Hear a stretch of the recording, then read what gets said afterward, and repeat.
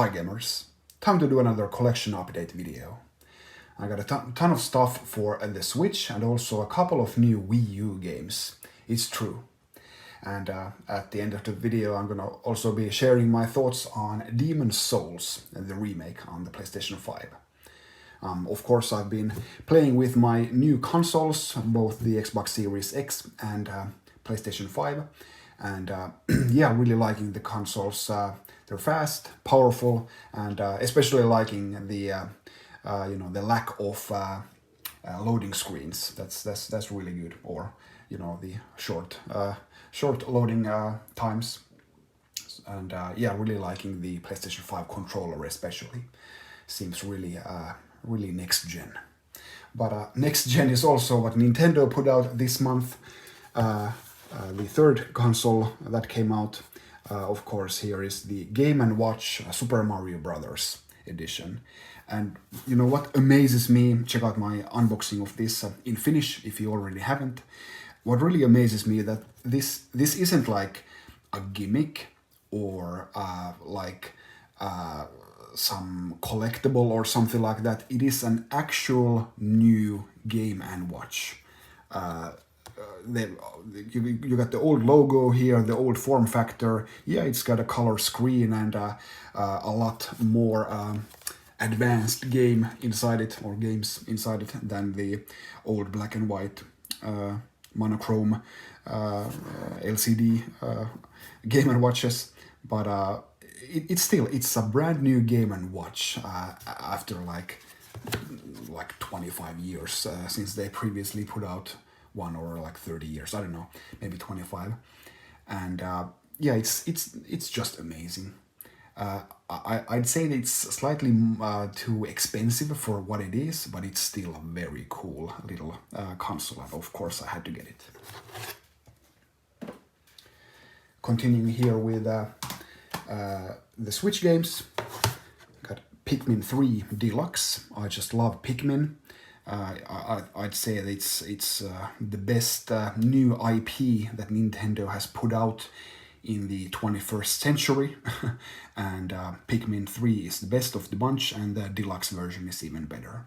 And yeah, if you're wondering what the hubbub is about concerning Pikmin, do pick this up. It's actually one of the best real-time strategy games ever on consoles. Really good game. Then we got Hyrule Warriors Age of Calamity.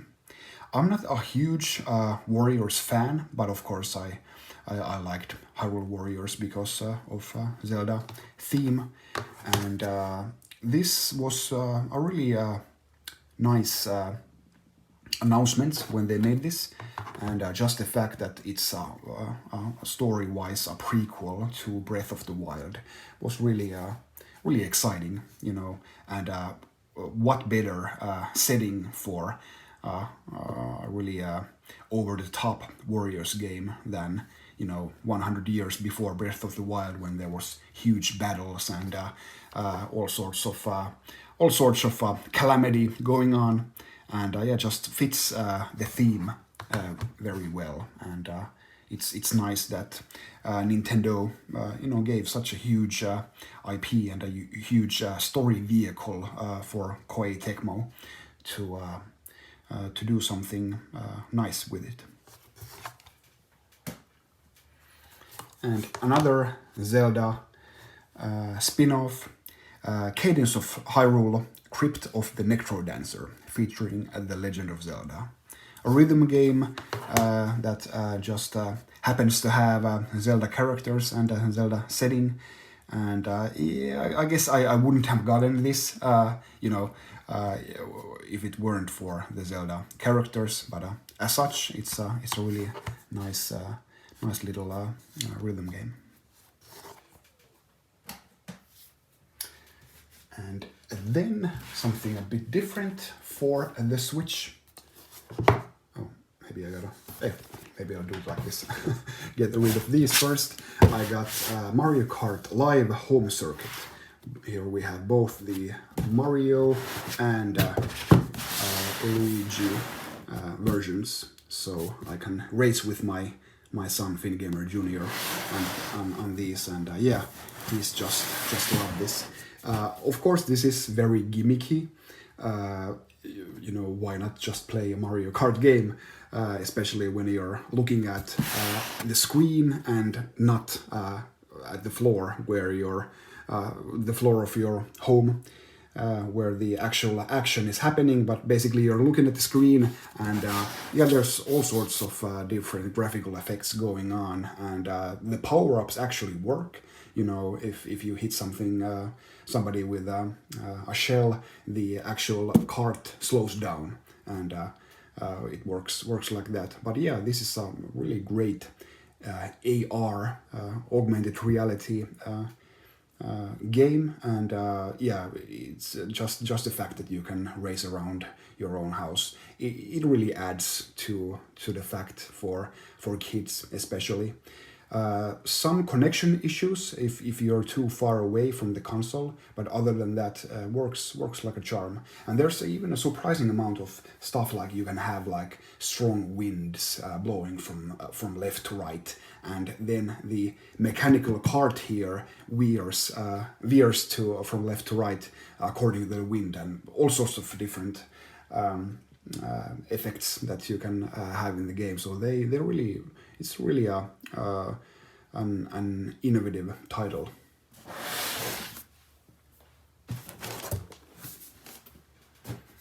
And then let's get to this puppy. I got the Samurai Showdown Collection, Neo Geo Collection, which includes all 6 of the Neo Geo titles, and one extra game that hasn't been released anywhere, Samurai Showdown 5 Perfect, which was rumored to exist as an arcade machine a test version, but never came out, and it's fantastic that it's finally out. And yeah, this is a really cool collection of stuff. So you got your, and yeah, it's in a almost indistinguishable old style, new style Neo Geo case. It's slightly off in the materials, but the form factor is just perfect. And you got an art book here, and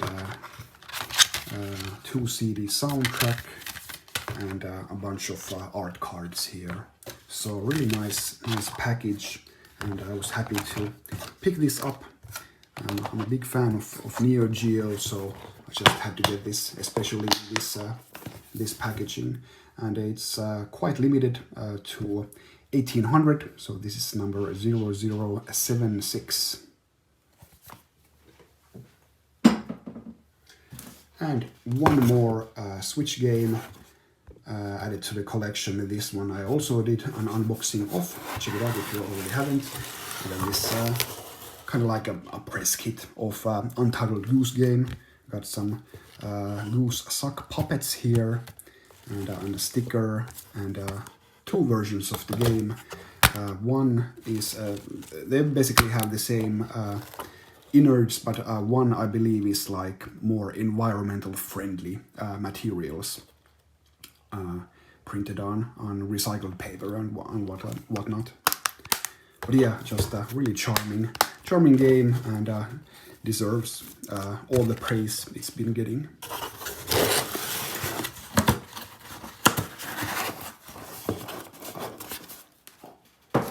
And then we get to the new Wii U games.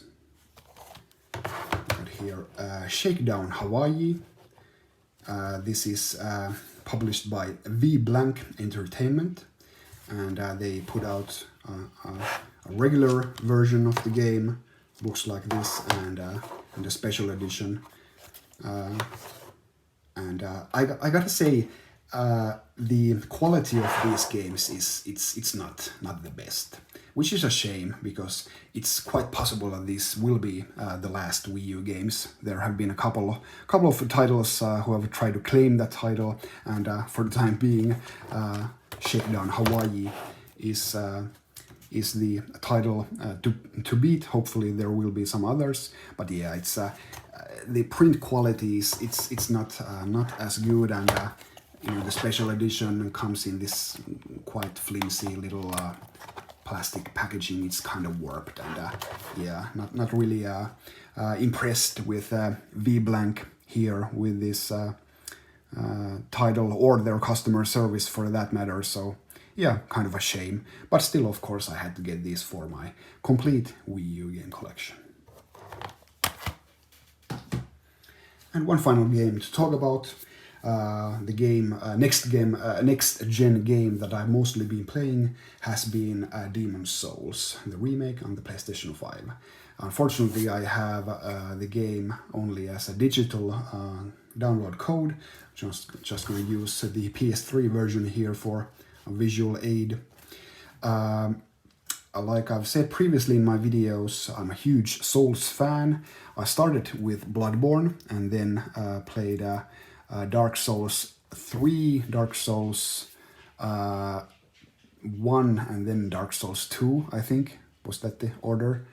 And then Sekiro, which isn't really a Souls game. And but I had never played Demon's Souls. Of course, I had it on the PlayStation 3, the console that it came out on. But just kind of missed it, and back when I had played finished the final Dark Souls games, the remastered versions in the last gen, Demon's Souls was the last game that was to be remastered, and everybody was talking about it's coming. So even though I was anxious to play the game, I figured that I'm just gonna wait for the inevitable remaster to come, and yeah, my waiting paid off. We got not only a remaster but a remake. And yeah, it's just been great to play the game. I'm right at home with the game, looks great, and yeah, just a good old Souls game. Although it kind of shows its age, and being the first in the series, basically, that it does have some design issues. Basically, in the checkpoint system, or the archstones, was it? Where you can warp around. There's just way too few of them. Some of the hikes to get to the bosses is just too much. And yeah, they got kind of more lenient on those in the later installments. But other than that, there's some item management that's a pain in the ass. I don't know why each and every arrow has to have its own weight, and I'm glad that they took those restrictions away in the later games. But here they are. I guess it's kind of charming, and I'm glad that it does have its own identity. But yeah, there's just a couple of minor niggles that I have about the game, minor gripes. But yeah, other than that, I just loved the game from the start to finish. I think I'm at the end boss now, so not much more to go. I killed every boss so far, and yeah, I'd say it's slightly easier than Dark Souls games. Many of the bosses are not that aggressive. You can pretty much take your time and stuff like that. If you have enough healing items, which is again a bit weird because you can basically only get healing items from enemies in the first level. And yeah, you really have to go there and grind those healing items from the first level over and over again, just so you can try out the boss. So that's again something, why couldn't the enemies in all of the levels drop those healing items? I really don't know, but basically it's required that you go to the first level and grind. You get over it, and once you get better, you don't need to do it as much. And but again, some really charming old school design decisions made here. But just a fantastic game. This is I'd say the Demon's Souls remake is my game of the year for this year. Follow FinGamer on Twitter and Instagram. Thanks for watching this video. I'll see you next time. Bye.